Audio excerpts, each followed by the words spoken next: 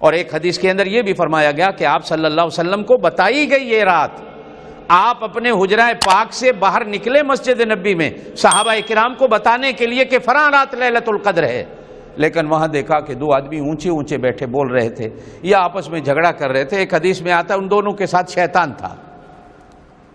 وہاں جھگڑے کے الفاظ نہیں، ایک میں آتا ہے وہ دونوں اونچا بول رہے تھے،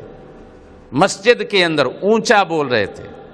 تو آپ صلی اللہ علیہ وسلم فرماتے ہیں وہ تخصیص جو تھی اس رات کی تمہارے شور کی وجہ سے یا جھگڑے کی وجہ سے یا ان دونوں آدمیوں کے ساتھ شیطان ہونے کی وجہ سے مجھے بھلا دیا گیا۔ اب بے شک حکمتیں تو ہیں کیوں بھلایا گیا، اس میں بھی خیر ہے، لیکن مسجد میں شور کا ہونا، مسجد میں اونچا اونچا بولنا، یہ خیر کی چیز نہیں بلکہ خیر کے دروازے کو بند کرنے والی چیز ہے۔ ہمارا مسجدوں میں شور شرابہ، لڑائی جھگڑا، ایک دوسرے کو بے ایمان، ایک دوسرے کو کافر، ایک دوسرے کو لعنت، فلانا یہ فلانا یہ فلانا یہ فلانا یہ۔ بھائی ایسے مولوی کی تو بخشش نہیں ہوگی، ہو سکتا ہے بندہ تو توبہ کر لے،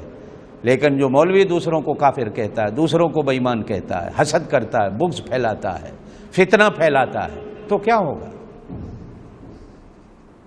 اللہ کے لیے اس امت کو لے۔ ہاں اگر مخصوص ہو جاتی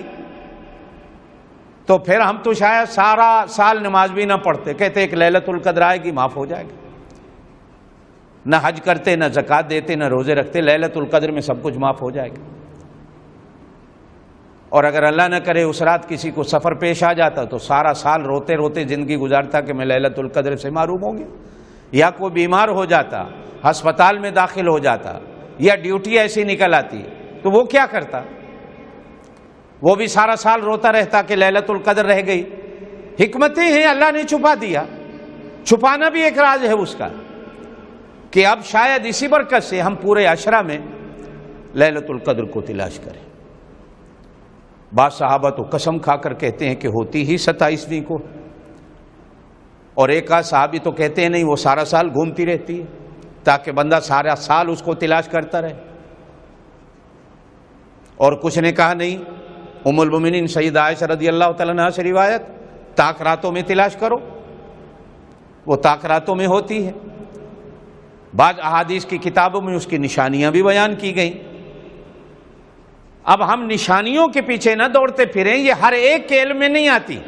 یہ اللہ پاک صرف صاحب کشف کو وہ نشانی دیتا ہے کہ آج کی رات لیلۃ القدر ہے،